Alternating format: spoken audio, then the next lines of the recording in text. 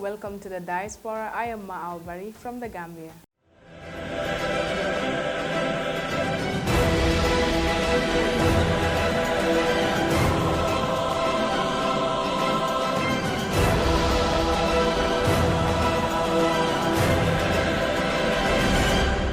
The Diaspora is a show designed to talk about events, politics, lifestyle, entertainment, and every aspect of human endeavor, both local and international.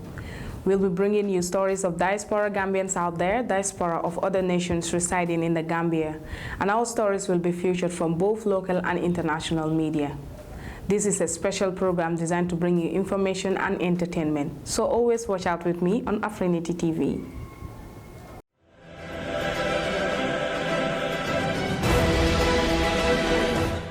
Let's take a look at the stories in the Gambia today. Mankamakunda murder case, suspect under arrest. Jibi Jise, a native of Mankamakunda in the Jimara district, has been arrested by the police of Basse. He is suspected for beating his wife, which may have led to her death. The suspect is currently under custody and investigation continues. A source who is familiar with the matter said the police in Basse are investigating whether or not Mr. Jise had beaten his wife to death. International Investment Economic Forum on NDP is to be held in Spain. Preparations are underway to organize an international investment economic forum on the NDP in order to support the national development plan of the country. This event will be held in Spain later this year. Mr. Nyangado recalled that some time ago, the government launched an international initiative in which a donor conference was held in Brussels, where donors pledged more than $1 billion. And when you look at those pledges at that time, it was divided into two, which are grant and loan, he said. More people have been arrested in Germany over the diplomatic passport fraud in the Gambia. Following the intensive investigation into an allegation of fraudulent procurement and acquiring of Gambian diplomatic passport, the Gambia's government, working with our international partners, is pleased to inform the arrest of several people in Germany who are currently providing information to the authorities.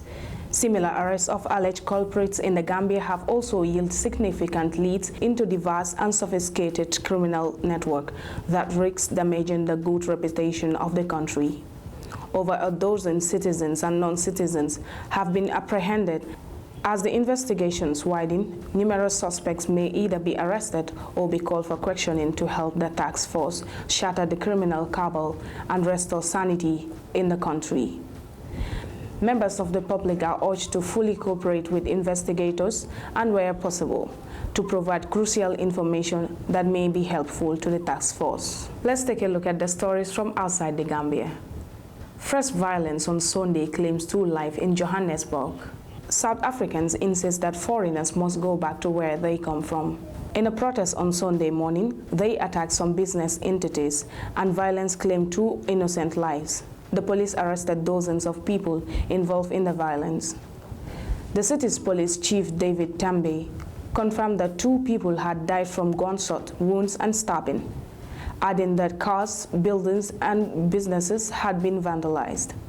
I think this is a pure criminality because some of the shops that were burned did not belong to foreigners, it belonged to South Africans themselves, Tambe said.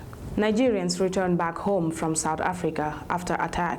More than 600 Nigerians from South Africa began to return back to their homeland following the deadly xenophobic attack towards foreigners in South Africa. Air Peace, a Nigerian private airline, volunteered to fly people for free back to commercial capital Lagos on Wednesday. 189 Nigerians have landed in the capital Lagos late Wednesday evening, singing the national anthem happily and praising God on board. Nigerian government dispatched report that South African embassy exploded in Abuja.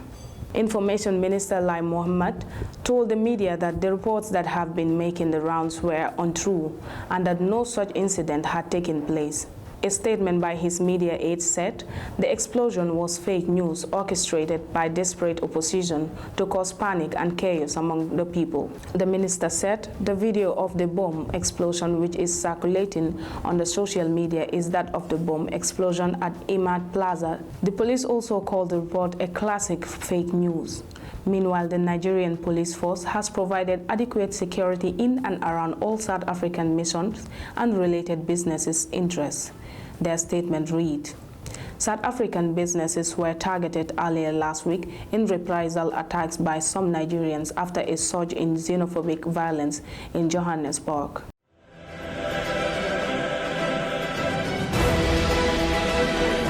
This is all we have for today's edition on the Diaspora. Thank you very much for joining us. If you're watching for the first time, please subscribe to our YouTube channel at Affinity TV or like our Facebook page at Affinity Production.